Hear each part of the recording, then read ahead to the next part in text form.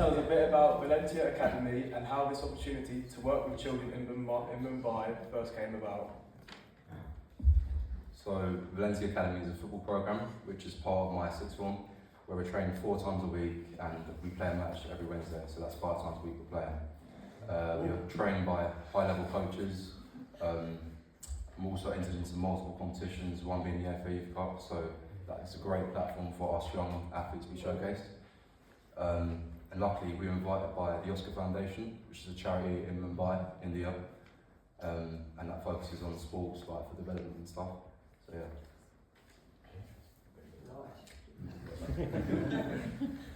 When you first arrived in Mumbai, what was the biggest cultural shock, the first thing that really caught your attention? For me, I would say the biggest cultural shock was the level of respect that people have for each other.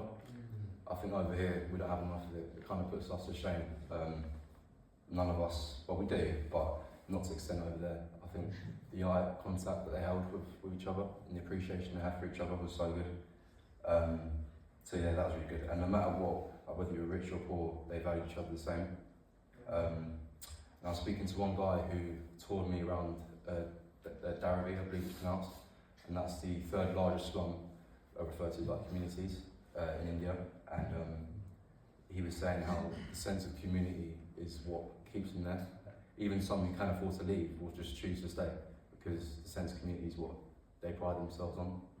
So yeah. What did a typical day look like for you, and how did you exactly use football as a tool to get the children engaged with their education? So a day for me, we'd wake up around 6 to 7 a.m, walk to Cooperage Ground, coach the kids, then go explore the food, each other and stuff like that. It was really good. Go to classrooms where we'd help them to learn English, and then go back to the hostel, chill for a bit and stuff, and go back out in the night and get to explore more of the culture. So yeah, that was amazing. Since many of the children speak different languages, how did you find ways to communicate and coach effectively on the pitch? Good question, mate. For me, I thought the biggest thing was body language, because obviously there's a massive language barrier. We're from England, so, and they're kids aged between 8 to 14. So they're very young, their brains haven't developed yet fully, so I always said if the roles were reversed, I would be able to speak in their language at all. So yeah, I was really proud of them. So what I found when it was struggling for us to sort of speak to them was just body language, holding eye contact and stuff. That was the main thing. So yeah, that was it. Was there a specific moment where you saw a child's attitude or confidence change the moment that football came out? Yeah, well, we put on warm-ups obviously, there's no concentration there whatsoever. Like I said, they're young, it's fine. But as soon as the ball came out, they were there, excited, really engaged, wanting to play, and I loved that. And that's the main reason we've done it, to be honest with you, just to make sure the activities and the sessions we put on were just fun. That's the main thing. The funness comes first.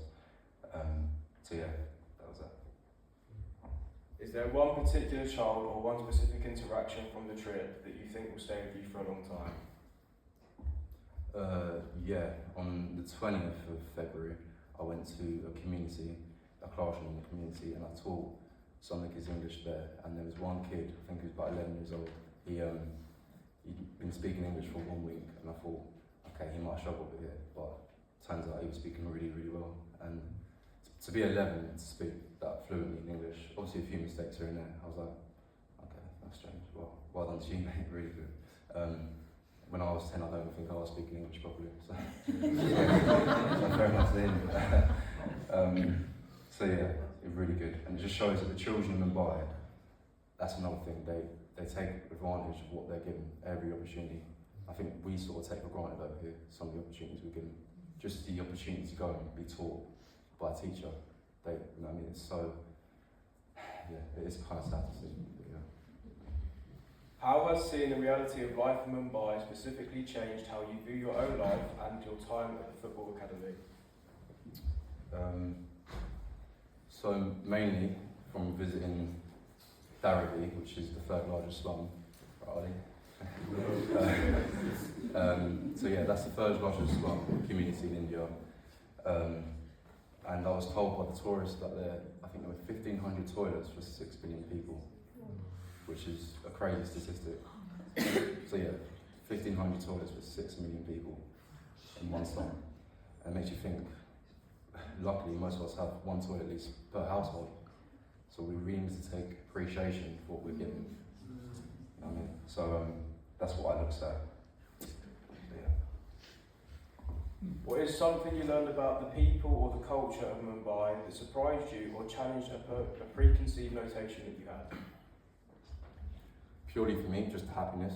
Just seeing everyone just smiling happy despite their hardships and the pressures that they're challenged with. Hands up here gets like the train to work in the morning or to school. Any of you? Some of you there? Is the first thing that you do, whip out your phone, scroll on TikTok, or Instagram Reels, whatever it is. Yeah. Everyone's just on their phone, scrolling. I don't think when you sit down, you don't hold eye contact with people, just look and just smile one moment. So that's one thing we're failing with right now as a society, just always in our phones. I don't like that really. It's not something I agree with, but hopefully we'll get there soon. So yeah, that's what I thought. Throughout the trip, were there any moments where you felt a sense of peace or perhaps a nudge that you were exactly where you were supposed to be? I would say capturing the best moments of the trip is hard because you're always in the moment and it's very pure. So like I have pictures up here, they were very good moments, but yeah, the purest moment for me I would say was after we coached every session, we would sit them down in a circle, all of them really happy because they enjoyed the session, and we hand out food and snacks to them. And just knowing the fact that they would be fed for that one day, even if it was just that day, they'd be fed and they're okay. And to see them smile on their face, that was the main thing for me. Yeah. Seeing the joy and the resilience of the children in Mumbai, despite their circumstances, is powerful. Has that changed the way you talk about God in your own life? Yeah. When I speak with God now, I speak with a bit more patience. I think normally I speak really kind of demanding, like, why is this not happening, or why is this happening, and that's not happening.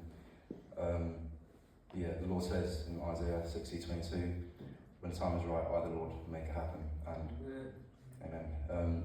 You don't have to worry about it because it's in the Lord's hands. That's how I do it anyway. And that gives me peace of mind.